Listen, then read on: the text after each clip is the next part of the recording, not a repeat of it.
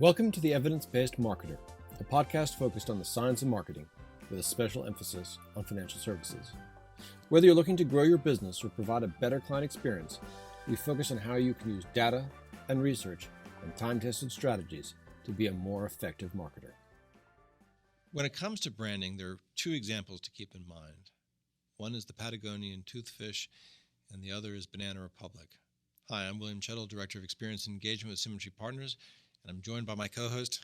I'm Andrea Loyne, Digital Marketing Strategist here at Symmetry Partners. And today we are going to be talking about branding, which is one of the fundamental, really, I think, essentials of marketing. Because if you don't have a good brand, everything else gets kind of difficult.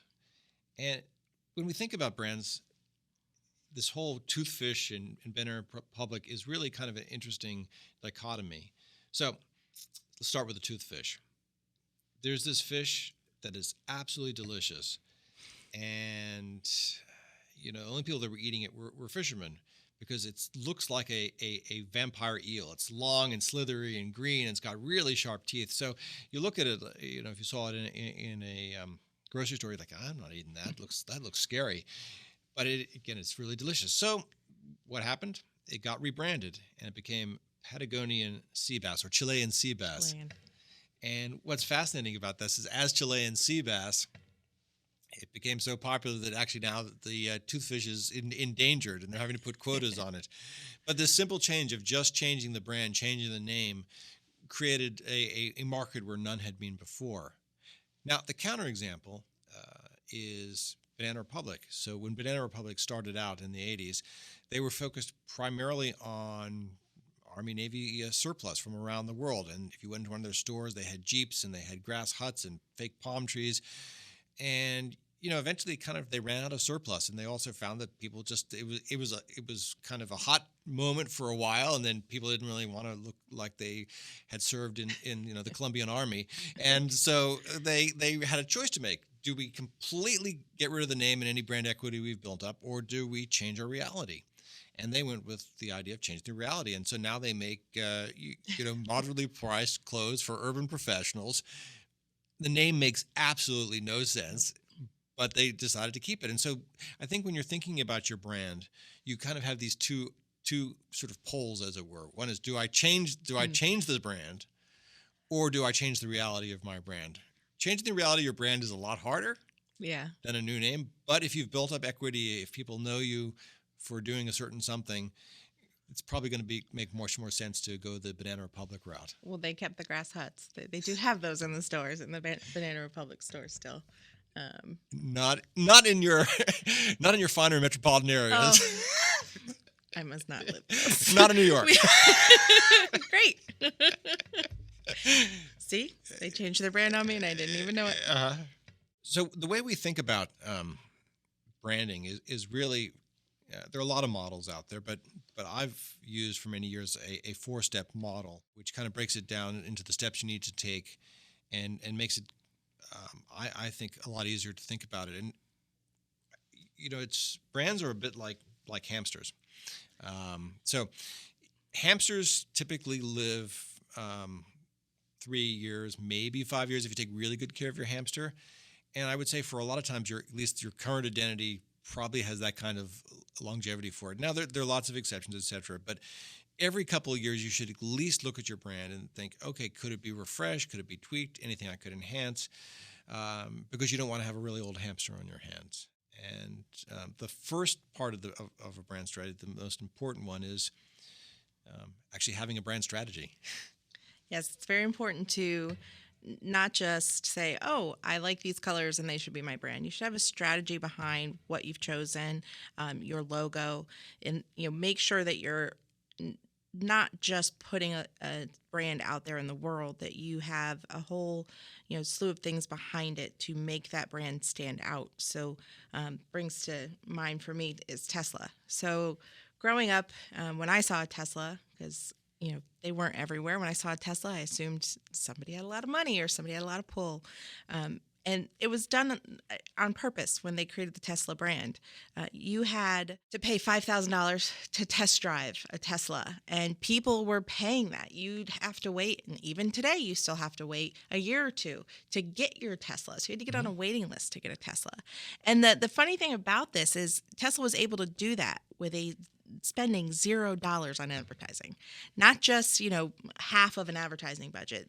In the car world, they collectively pay about $11 billion a year in advertising, and Tesla paid nothing, and people still wanted their Teslas. They wanted to be a part of something different.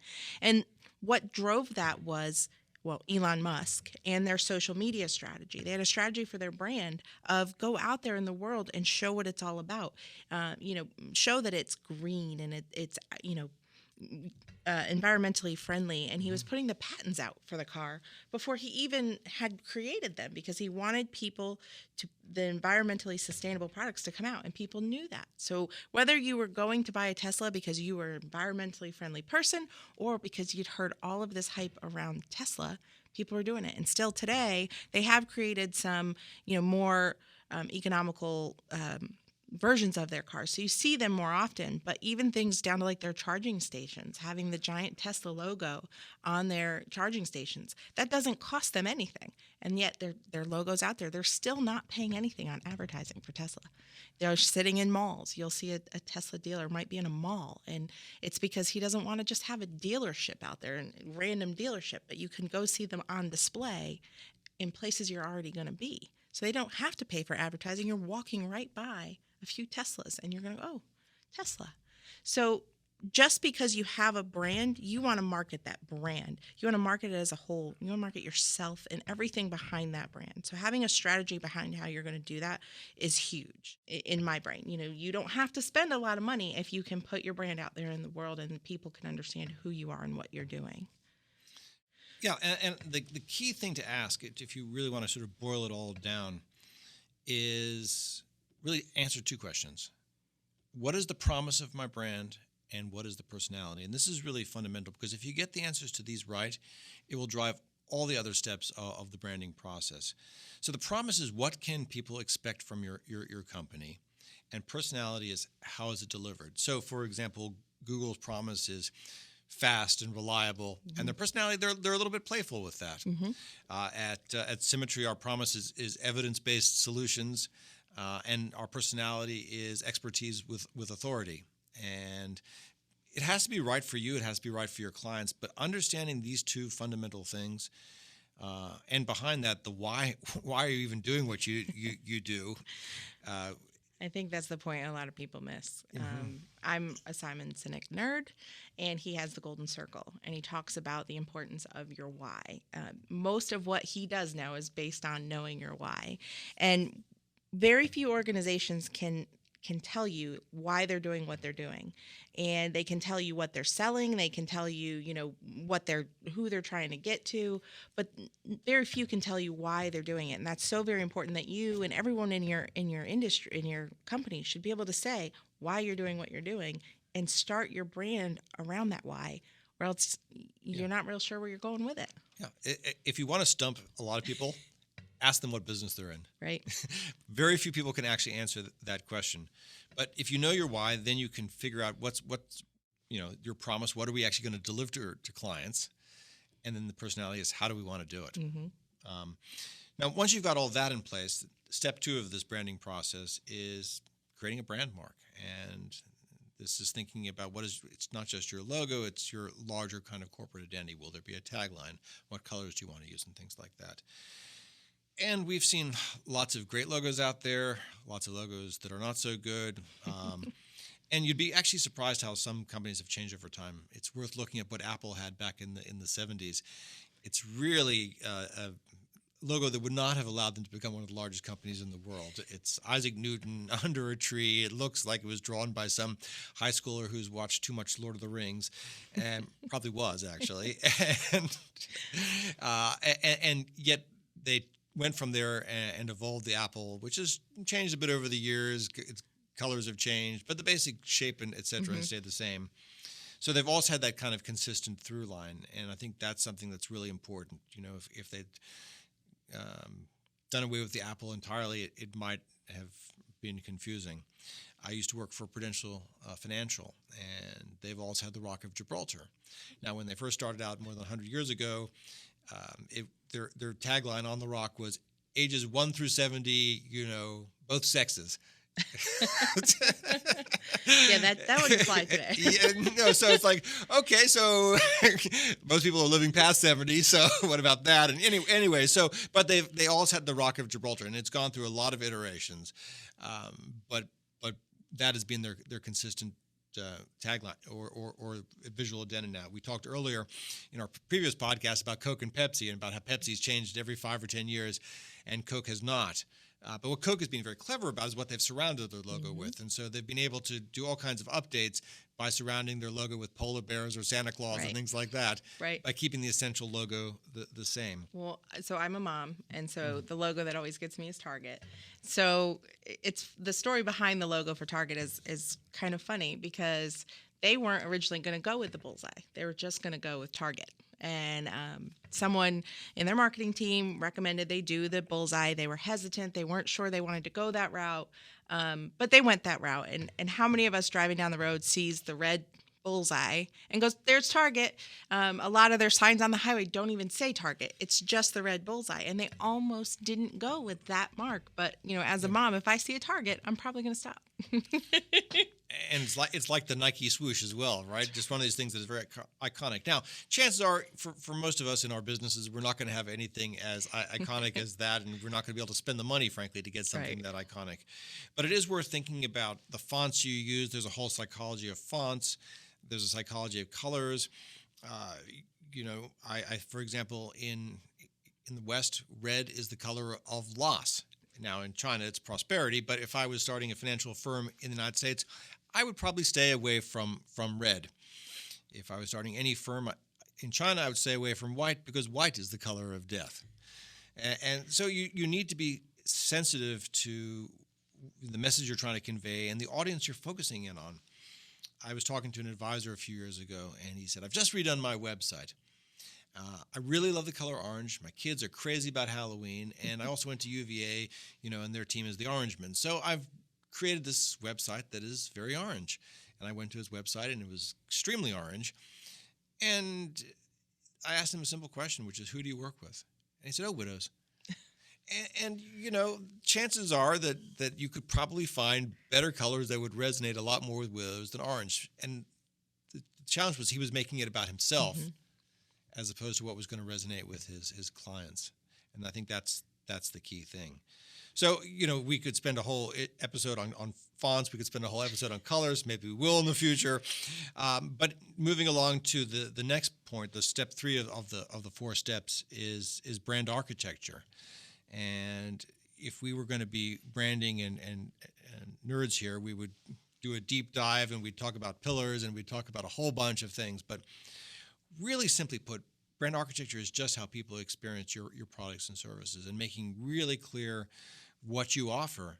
And especially if you have a company that offers a bunch of different things, it can be really confusing. And I know you found lots of examples in the financial services world where some people are doing really well and others not so much. Well, you have to be sure that you are accurately describing what you're solving for your clients.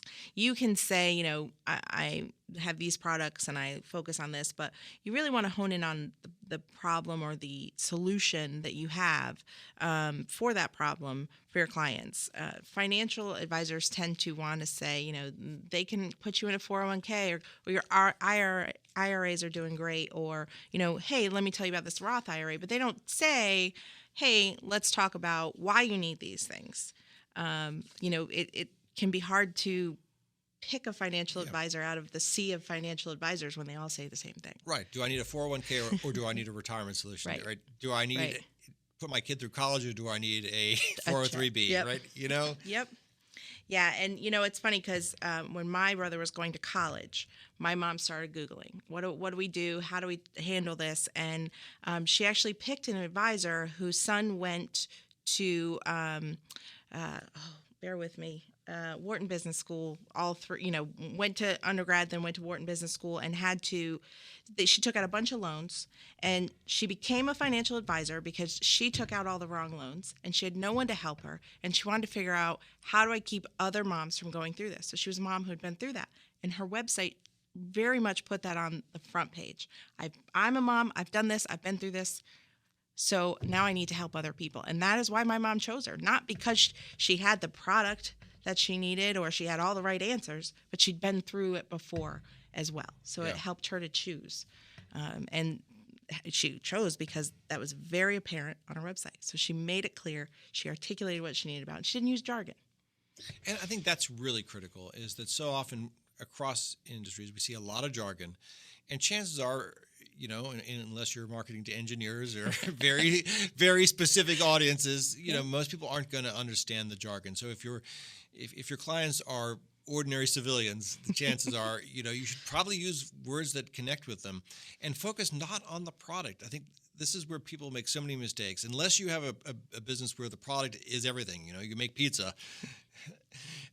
You need to focus in on what problems are you solving, because when it comes like financial services, nobody needs a Roth IRA, nobody needs a 401k. What they need are the solutions that those things represent, which are can I actually retire and retire with confidence? Yeah.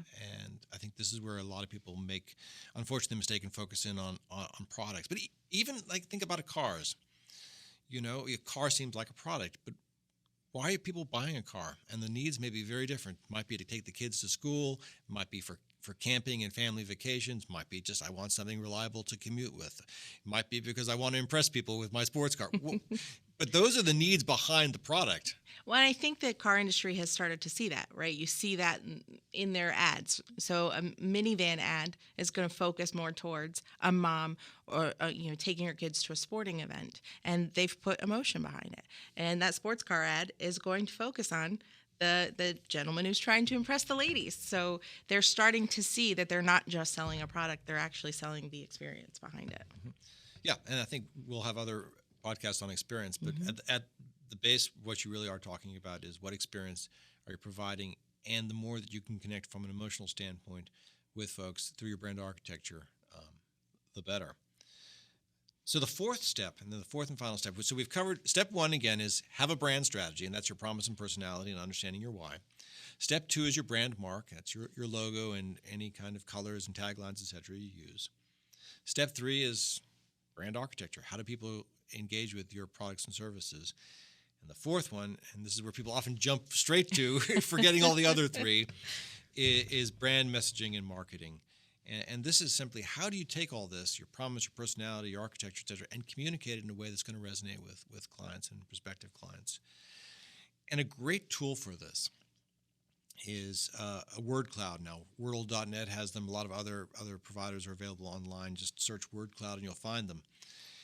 And you can put in any text, and it'll show you, by making words you use a lot bigger and words you don't use very much smaller, it can show you, what does your messaging actually graphically look like. And it's really a great diagnostic tool. In financial services, a lot of people say that they're wealth managers, which means they're providing comprehensive planning and advice and investing.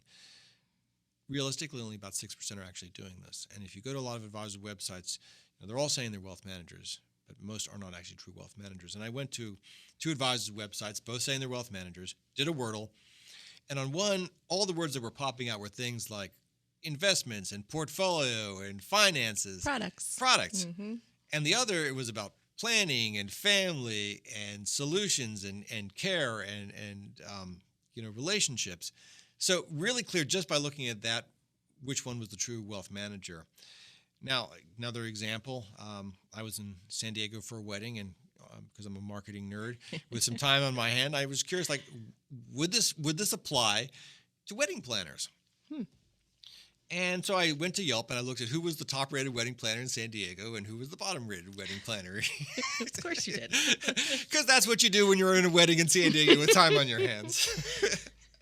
And what was interesting is that the bottom-rated wedding planner did a word cloud on her website. And the words that came out were all about the functions of weddings. So it was about venue and photographer and all those things, DJ. and all those things that just the mechanics of a wedding, so which are important, but that's where she was focused. Now, the top-rated wedding planner, there was one word that was so much larger than all the rest, and that was love. Yep. And what obviously this person understood was that a wedding, while the functions and the mechanics are important, what this was ultimately about was the emotion, was about the love. And I think this is really so important. Understand what the emotion is of what you're doing. And for most businesses, unless you're selling widgets to engineers, and even then probably there's some emotion. Some emotion. Because we tend to make decisions based on emotions and then justify them rationally afterwards. And so having that emotional connection, understanding what is actually going to connect with people emotionally. Financial services, it's about peace of mind, security, sleeping at night, knowing that you're going to be okay, knowing that your loved ones are going to be okay. Those are the kind of things in financial services, the emotions that you're helping to address. Well, and for the wedding planner, brides are emotional to begin with. So start with your emotion. The love brought up a topic for me. So Starbucks versus Peet's Coffee. I'm a coffeeaholic, if that's a thing. And during Valentine's Day, Starbucks and Peet's, both coffee shops, both doing their thing. But if you went online to them, and Peet's, in my brain, is arguably a better coffee. If you went to their websites on Valentine's Day, Peet's was selling coffee. Which is great. That's what they do. And there was pictures of coffee and their brown coloring. Look delicious, good coffee. Great site. But if you went to Starbucks, they were selling Valentine's Day. They were selling love. They weren't hawking products. They even had pink drinks on Valentine's Day. And they were selling the emotion of love. And a lot of people were going because they want to feel the emotion of love. So while Peet's may be arguably better, Starbucks is getting the business because they're focusing on the emotion of people, and they're giving people an experience. When even just going to their site, there were doves flying on their site. Like it was emotional just looking at. Yeah. So they're giving people a reason to come to them, even though they may have the inferior product. They had the experience there for the client. And if a coffee company can do this, if a coffee company does this, I would say that most businesses can actually do something similar. Starbucks gave me the warm and fuzzies. And I hope warm coffee. Yes. So. Yep. So it's, while love and emotion is great, you have to make sure that when you're creating your messaging, you are creating it for your end client. So the advisor who works with widows, he may not want to have the emotion of love all over his website. You want to make sure that you're targeting your audience and you're using the words and the emotions that are going to resonate with them, not the world. That's why having a niche is so important. If you don't have one, that's okay. But having a niche is important because you can target your messaging and your strategy to those people. Again, you're not going to want to talk about love with a widow. You're not going to want to talk about, anything like that's going to inhibit the emotion of missing their significant other, because who wants to go through that? And words change, and so things that were very resonant, a few years ago might be less resonant. People in financial services, people actually now prefer solutions to strategies, and that might not have been the case a few years ago. Fiduciary is another thing that has changed. A better word than fiduciary is best interest, or I always try to look after what my clients want. And there's some table stakes messaging in any business that you've got to have. In financial services, you've got to have table stakes messaging about trust, committed to doing what you say you're going to do. It's good to talk about what fees you charge. In fact, in many businesses, it's good to say what your pricing is, because this is something that allows the client to do due diligence on you without having to ask awkward questions. You need to talk about your services that you provide and who you work with. These are all really, really essential. The more that you can educate people, basically on their own, and especially one of the things we're seeing with younger generation, Generation X, et cetera, they come, by the time they actually call you or come into your office, they've done a fair amount of actual self-education. They've looked up things, they've looked you up on social media, and we'll talk a lot about this in future episodes. So you have to make sure that wherever they're looking for you, you're providing information that allows them to educate, because they don't want to spend time with you getting fundamentals. They want to actually take it to the next level and about how this all applies to their particular situation. By the time they get to you, they've already sized you up, for lack of a better term. They've had a first date. Now they want to see if they're ready for a second date. Just making sure that the who you work with too, William mentioned that having who you work with be, part of your messaging is a big deal, because you want to make sure people know that you have their best interests and their solutions, and you understand the problems that they're going to run into that they're trying to solve. So having that who you work with is very important in your messaging. Critical. So, understand that even if you have a brand that you love, this is an exercise that's worth going through periodically. I would say at least a couple of years, every 3 to 5 years, certainly every 5 years. And it's okay to make the decision like everything's great, everything's fine, no need to change. But you need to ask yourself these questions, because chances are there's probably some things you could tweak. And so start at the beginning, think about your brand strategy, then focus on the brand mark, then the brand architecture, and then finally the messaging and marketing. And that's probably the thing that's going to change the most, because there's new tools, there's new opportunity, there's new regulations that mean that you might want to tweak or adjust how you're messaging out there in the world. And that also is probably the thing that changes the fastest, the things that are going to resonate or not resonate with people. And I would just say, and make that fundamental decision. If you need to change, are you a toothfish or are you Banana Republic? Do you need to change the identity, or do you need to evolve it in a different direction?